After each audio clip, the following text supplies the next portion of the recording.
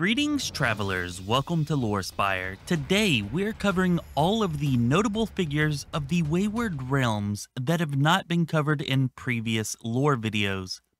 If you're interested in Melora or dragons, you can find information for the few that we know of in the Wayward realms, monsters, and creatures video. If you want info on the notable figures from the various factions of the Wayward realms, you should check out the Wayward realms faction video. Both will be linked in the description. As always, this is all of the information I could find on this topic, and any of it could be subject to change since the game is still in the early stages of development. Basilius IV and Melisande. Basilius IV and Melisande are the king and queen of the Kingdom of Splendor. Basilius became king after 24 years of turmoil in which Splendor was torn apart by civil war. Basilius IV, who was but a child when the war began, emerged victorious over Davros VI. Claiming his birthright, he ushered in a new era of peace to the Wary Kingdom, but peace can be ever so fleeting. Among Basilius IV's many talents is his emotionally evocative poetry, such as this sonnet which is dedicated to Melisande, his elven queen. His undying love for her has been a topic of great concern amongst the human nobility of Splendor, especially when it comes to succession. Many do not believe an elf should be king in Splendor. The Sword of the King, Basilius IV, is a deadly work of art that has been passed down through the generations. While its hilt has been refitted multiple times during the centuries, this sword's blade dates back to the time of King Basilius I and is the earliest recorded use of a two-handed sword in the archipelago. It is said that Basilius I was so mighty that he required a sword to match. Davros. As is Elvish tradition, Davros, the dark elf son of King Basilius IV and Queen Melisande, was sent to live with his uncle Culex in House Phaethon shortly after birth. Meanwhile, their light elf son, Wotir, was raised by them in Coventry as the heir apparent. Having recently turned 13, the young prince has finally returned home to a family he does not really know and a brother he seeks to reform a bond with, despite the differences in their upbringing. Elion. Though his mask and robes hide his horrific scars and deformities, the king's brother Elion is still given a wide berth at court.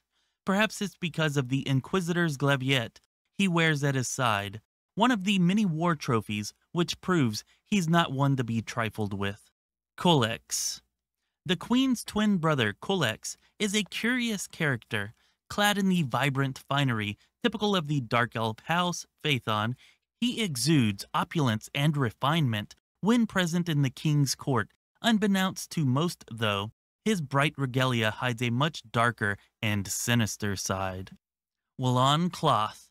Willon Cloth, Duke of Carniac, was once madly in love with Melisande, but after she became the queen, it turned into a love for the entire royal family. To prove his devotion, he drove a dagger into his heart on St. Valentos' day. He lived and now proudly bears the scar to the world. Curthis Ulvarg. Curthis Ulvarg is the Baron of Merthyshire in Merothweir and very outspoken against Earl Tamanius and his anti-goblin policies. His son Mavris, however, is a close friend of Tamanius, leaving the Baron torn between his love for his family and his duty to the peoples of Merothweir. Queen Bectra.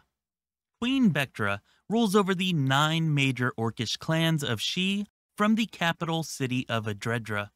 She is the embodiment of the Orcish people, strong, proud, and tough as Wedharan steel. Robin Goodfellow. Allegedly, the first Cambion, Robin Goodfellow has a domain in the north of Splendor where he rescues Cambion and other demi-humans in need. Rumors report him both saving and attacking humans throughout the region. Whose side is Robin actually on? And what could his true intentions be? The court of Robin Goodfellow is a faction whose goal is the acceptance of Cambion into society. though their actions often contradict their efforts. Their mysterious leader's name can be found throughout the annals of history, leading many to believe that Robin may be immortal. Now, if Robin is in fact immortal, then he's probably a Malice, I would think. He could be one of the most interesting figures in the archipelago if that turns out to be true. And yes, this is a faction that I missed in our factions video, so that brings us up to at least 53 known factions.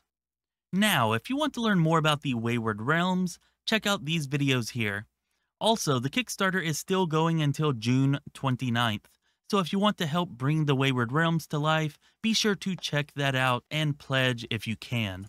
The link to the Kickstarter is in the description. This has been Chris with Lorespire.